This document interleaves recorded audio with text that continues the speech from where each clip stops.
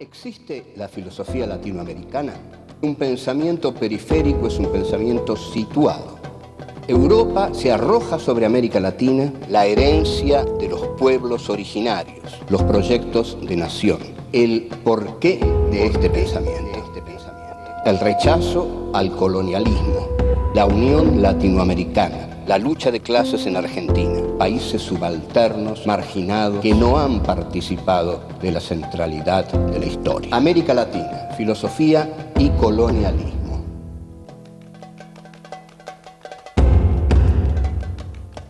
Encuentro 3. Los movimientos de independencia. 1. El tren del progreso. 2. Bartolomé de las Casas y la refutación del colonialismo. 3. La independencia de España y el papel de Inglaterra. 4. Los proyectos de nación.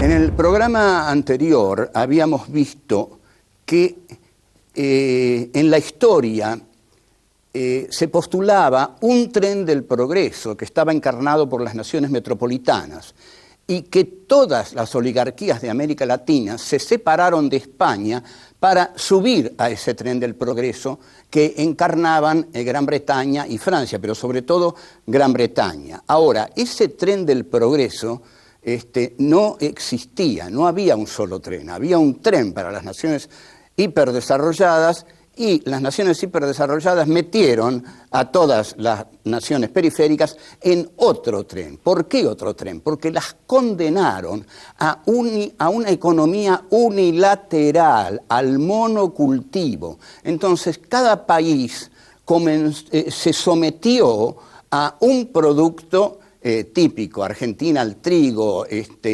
Bolivia al estaño, Chile al cobre, Centroamérica al azúcar, y todo eso el imperio inglés lo hizo mantener, y las oligarquías de América Latina lo hicieron con mucho gusto porque era muy fácil extraer lo que ya estaba, lo que ya se tenía. En cambio, les resultaba muy difícil desarrollar una industria propia, que era lo que tenía Inglaterra. Entonces Inglaterra se asume como taller del mundo. Yo soy la industria, dice. Ustedes sean el monocultivo.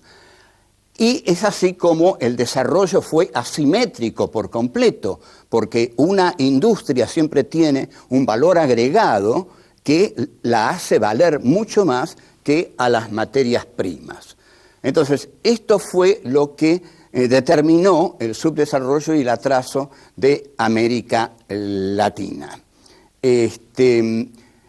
Ahora bien, no es que, quiero dejar claro esto, no es que el capitalismo británico haya sido malvado y los de acá hayan sido ingenuos o también malvados. Es el capitalismo es así. Si ustedes van a ver la película Wall Street, van a ver que el protagonista dice, la codicia es buena, porque la codicia es el alma de la economía. Entonces, no es una lucha de buenos y malos, es una lucha en la cual los intereses toman una determinada relación, pero en esa relación de intereses, América Latina quedó confinada al monocultivo y al atraso, porque no pudo desarrollar una industria propia. Desearon fervorosamente salir de la órbita española porque deseaban entrar en la órbita del progreso histórico. Hay progreso histórico si ustedes se unen a las potencias que encarnan ese progreso histórico. Y España dejó de encarnarlo. España lo encarnó en la conquista de América, pero fue una encarnación de un movimiento, el de la conquista de América, que despertó al sistema capitalista, pero a través de una brutalidad enorme que fue llevada adelante, como dijimos, con la espada y la justificación de lo evangélico. A esto, muy, muy meritoriamente, se opuso un clérigo español Bartolomé de las Casas, que se apiadó tremendamente de los indios masacrados por la conquista de América. Yo no quiero asustarlos, no quiero asustar a nadie, pero la conquista de América fue realmente una masacre de los pueblos originarios. Yo diría que hubo por lo menos 40 millones de muertos en América Latina y fue el arrasamiento de los pueblos originarios, de los que no quedó casi nada. Entonces, Bartolomé de las Casas, que nos deja su documentación y su palabra adolorida, dice: ¿con qué autoridad habéis hecho tan detestables guerras a estas gentes que estaban en sus tierras mansas y pacíficas? Clarísimo lo de Bartolomé. ¿Con qué autoridad? Bueno, esto la monarquía española lo diría claramente, porque nosotros somos Occidente, porque nosotros somos los países de la civilización. Entonces, por eso hemos venido acá y hemos hecho estas atrocidades, señor fraile Bartolomé de las Casas, que usted está denunciando inútilmente, porque las vamos a seguir haciendo. Lo cierto es que las siguieron haciendo y que Bartolomé de las Casas pasa a la historia como un testimoniante que fue sensible al horror de la masacre de los pueblos originarios, pero que por supuesto no la pudo impedir, porque mal puede impedir un buen fraile todo un proceso histórico que se basa en la masacre de esos pueblos para lograr la extracción del metálico, del oro que hay en esa tierra que se ha conquistado. Volvemos.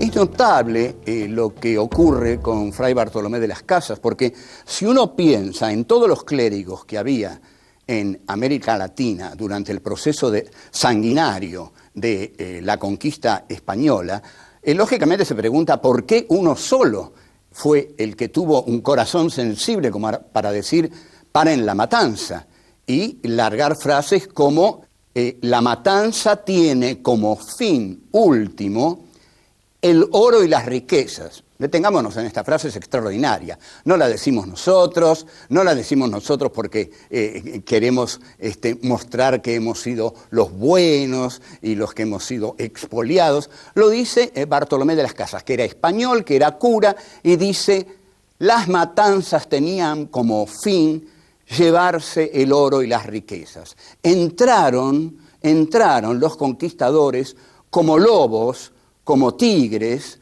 como leones, cruelísimos, y impusieron días de hambre y de muerte a todos los indígenas. Entonces,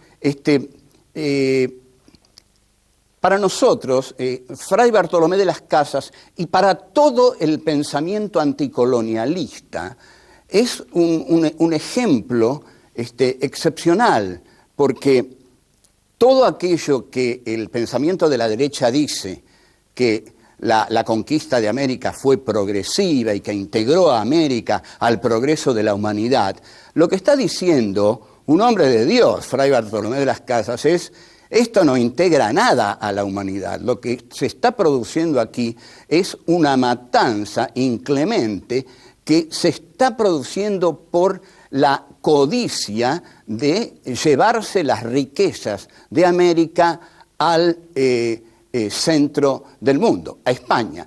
Y están buscando también los tesoros del Perú. Los tesoros del Perú eran un mito al cual los conquistadores querían llegar, porque se hablaba de una región en la cual estaba acumulado todo el oro de América Latina, de este continente. Ahora, es Bartolomé de las Casas el que dice que este continente fue saqueado injustamente, injuriado, vejado, en nombre de la codicia de la razón occidental, digamos, en este caso encarnada por los aventureros que fueron los conquistadores españoles. Tampoco queremos pelearnos con España, pero España tiene que asumir que esto fue así.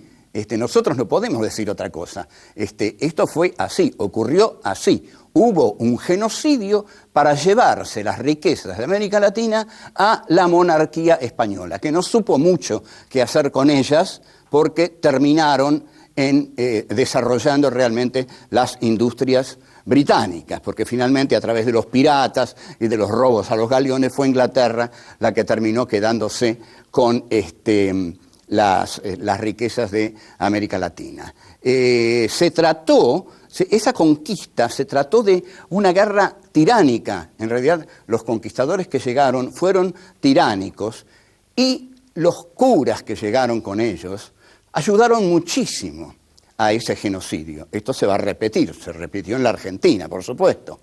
Pero a ese genocidio el cura viene para evangelizar al indio. Si el indio no acepta la evangelización, lo que no está aceptando es que el alma entre en él. Si el alma no entra en él, al no entrar el alma de Jesús, el conquistador lo puede matar sin ningún remordimiento de conciencia. Entonces, el pensamiento de las Casas está refutando la esencia del colonialismo, porque la esencia del colonialismo es la bandera que dice: con nosotros llega el progreso, llega la civilización, con nosotros América es incorporada al mundo. Y esto es lo que va a decir todo el pensamiento de la derecha, ¿no? Dice, bueno, es una bendición, América ha sido incorporada, así entró América al mundo. Pero sin embargo, la tierra americana pasa a ser del conquistador. El conquistador se queda con la tierra y mata a los pueblos originarios a los cuales pertenecía la tierra.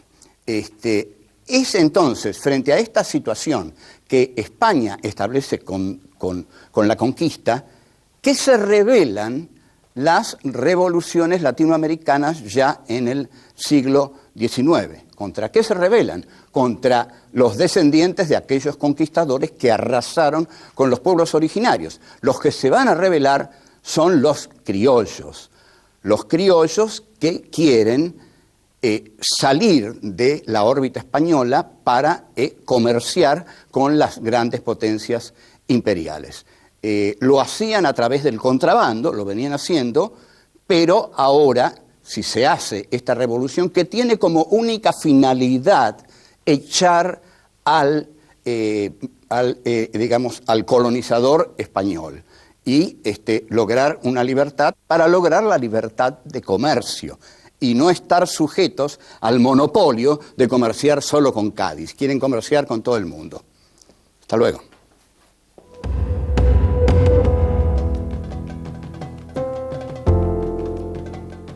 El pensamiento de José Carlos Mariátegui es muy preciso en señalar que las revoluciones de la América Latina no fueron revoluciones en el sentido de cambiar el orden social imperante. Lo que cambiaron fue la burocracia española la echaron y pusieron a los criollos a gobernar estos territorios. Pero no hubo, digamos, un cambio en la tenencia de la tierra, por dar un ejemplo. Lo que hubo fue la expulsión de la burocracia hispánica para reemplazarla por, los criollos que tomaban las riendas de su propio destino.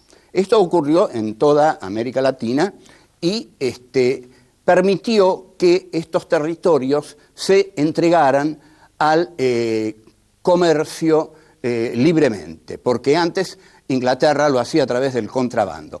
El 25 de mayo de 1810 en la Argentina, en el Río de la Plata, había anclados buques ingleses que festejaron la revolución con cañonazos, o sea, sabían lo que hacían. Iban a entrar ya no como guerreros durante las torpes invasiones inglesas de 1806, 1807, sino que iban a entrar sobre todo a través del sistema bancario y a través de las mercancías. Entonces es la lucidez de George Canning el que va a decir, bueno, basta de torpezas, no, nosotros no tenemos que ser guerreros. en América Latina. No tenemos que ir a conquistar esos territorios. Los podemos conquistar de otra manera. Los podemos conquistar con la economía. La economía del imperio ha sido el arma conquistadora más poderosa que ha tenido el imperio para tener de su lado a estos territorios. Estos territorios no son inocentes porque fueron sus clases más acomodadas las que aceptaron lo que Tulio Alperín Dongui, a quien nadie puede acusar de marxista, de izquierdista o de pequeño idiota latinoamericano, Tulio Alperín Dongui llama el pacto neocolonial en su historia de América Latina. Efectivamente, se establece un pacto neocolonial. ¿Cuál es el pacto neocolonial que se establece en América Latina? Bueno, Inglaterra va a ser el taller del mundo. Inglaterra nos va a proveer de mercancías, de todo lo que nosotros necesitemos que sea elaborado a través de la industria. Y los países de la América Latina van a tener que entregar en el intercambio a Inglaterra los productos de su tierra, los productos originarios de su territorio.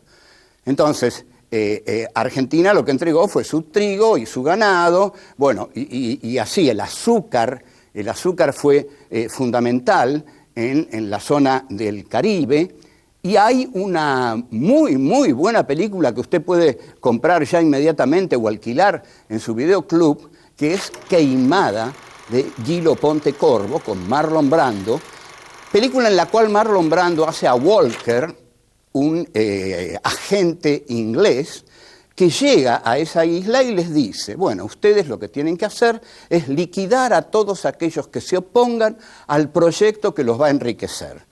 Y esos burgueses le preguntan, ¿cuál es el proyecto que nos va a enriquecer?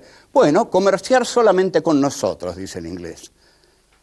Vendernos el azúcar solamente a nosotros y nosotros les vamos a dar todo lo que necesiten. Les vamos a fabricar hasta las tacitas para tomar el té, hasta, digamos, los manteles, todo lo que quieran. Eso se lo da Inglaterra, porque Inglaterra, y esto lo había dicho ya Adam Smith en La riqueza de las naciones, Inglaterra tiene que funcionar como el taller del mundo y tiene que tener al mundo como su comprador, como su cliente. Y ese cliente, a la vez, tiene que entregarle a Inglaterra las materias primas para que el imperio pueda llevar adelante sus industrias.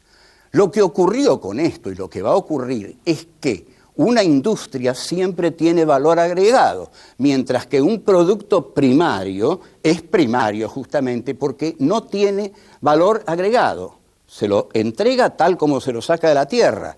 Por eso nuestras oligarquías latinoamericanas fueron infinitamente cómodas.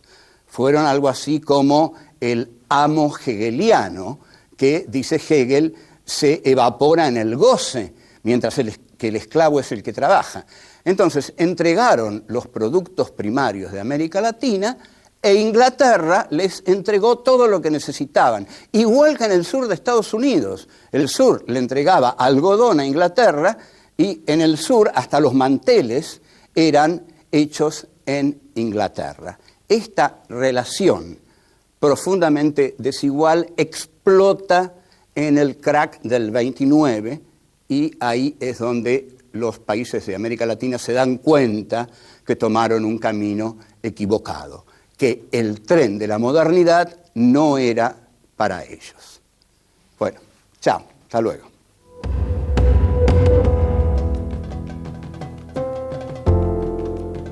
El hecho de que los países de América Latina quedaran confinados a la producción de un solo producto, es decir, al monocultivo, estableció una relación de profunda desigualdad entre América Latina y los centros metropolitanos de la economía.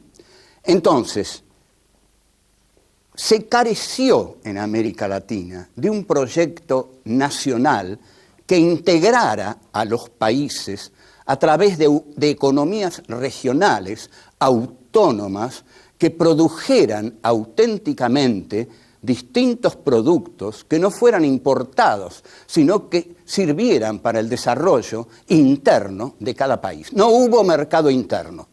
Y el mercado interno tiene otro nombre, tiene el nombre de nación. Donde hay un mercado interno, hay una nación. Donde hay una nación, hay una patria. Donde hay una patria, es necesario un Estado. Entonces, en toda América Latina, lo que hubo fueron oligarquías que vivieron gozando de la abundancia fácil de los productos primarios, pero no construyeron un país, construyeron centros urbanos de goce de esas oligarquías. Un país se podría haber construido con el desarrollo integral del país, es decir, no sometiéndose a un único producto, sino desarrollando todos aquellos que el país pudiera desarrollar, con lo cual se hubiera creado el mercado interno, se habría podido dar trabajo, no habría sido necesario matar a tanta gente, sino que se la habría integrado a una economía justamente que podríamos llamar de integración económica. Pero para integrar económicamente a un país hace falta un mercado interno y una producción para ese mercado interno. Entonces, hubo quienes, por supuesto, se opusieron siempre a esta fácil economía de mandar a Europa lo primero que tenemos. A ver, ¿qué crece aquí? Bueno, aquí crece maíz. Nosotros hay azúcar, mandamos azúcar. Somos los dueños del azúcar. No. Entonces, hubo pensadores, hubo políticos que dijeron, no, pero en todos los tiempos. Por ejemplo, Salvador Allende nacionaliza el cobre. Esta es una medida fundamental que indignó a Nixon y a la CIA. Apenas Salvador Allende nacionaliza el cobre, Nixon y Kissinger y el diario El Tribuno, que fue uno de los principales diarios que colaboró en la caída de Allende, y la ITT, y la Pepsi Cola y el Chase Manhattan Bank dicen, este es un gobierno al que hay que tirarlo abajo. Porque ¿cómo se atreve a nacionalizar el cobre? El cobre no es de Chile, el cobre es para entregarlo a los países que dominan el mercado mundial. Entonces, vemos que esto ha ocurrido en todas las épocas, ¿no? Que el gobierno de Allende cae, en gran medida, es decir, desde el comienzo su caída comienza a ser planeada por este tipo de medidas proteccionistas. Esta es la palabra. Siempre se han enfrentado el proteccionismo y el libre cambio. ¿Qué es el proteccionismo? El proteccionismo es muy fácil, es decir, miren señores, no nos manden máquinas de coser, porque las vamos a fabricar nosotros.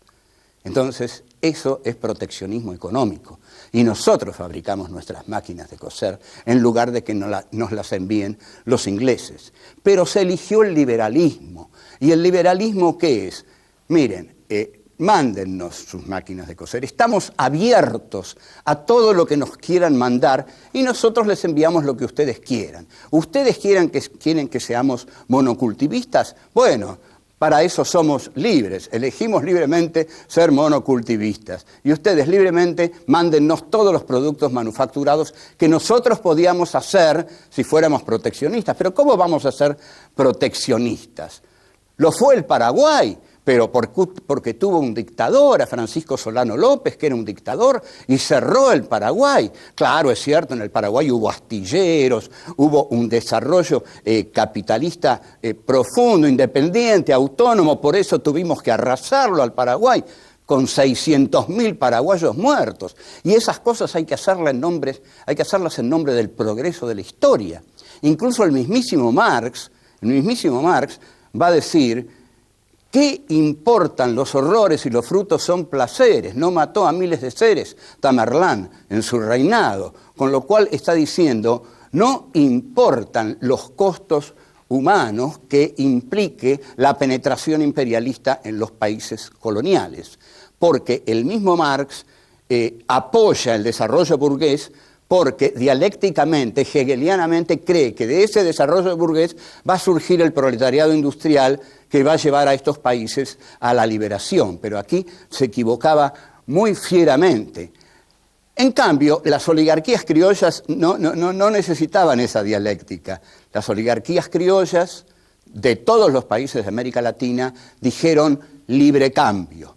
Libre cambio porque con el libre cambio nosotros enviamos las materias primas e Inglaterra nos manda los productos manufacturados. En cambio, un Estado proteccionista habría defendido la economía nacional y habría llevado a la economía nacional a fabricar autónomamente, internamente, aquellos productos que un mercado interno habría reclamado. Esto no se hizo y los países de América Latina se constituyeron en exterioridad, es decir, dándole la manija central al imperio y sometiéndose al único producto que cada uno de ellos lograba producir, que lo producía la tierra. Así, América Latina quedó condenada al atraso industrial y, bueno, ese ha sido su destino tan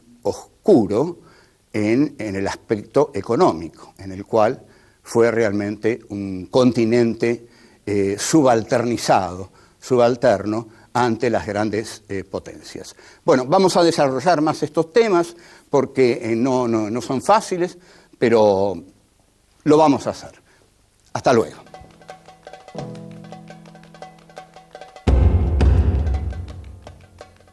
La matanza tiene como fin último el oro y las riquezas.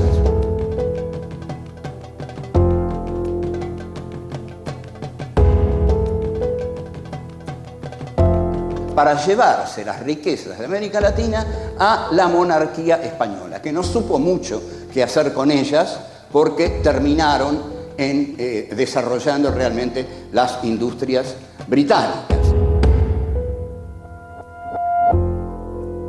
El 25 de mayo de 1810 en la Argentina, en el Río de la Plata, había anclados buques ingleses que festejaron la revolución con cañonazos, o sea, sabían lo que hacían.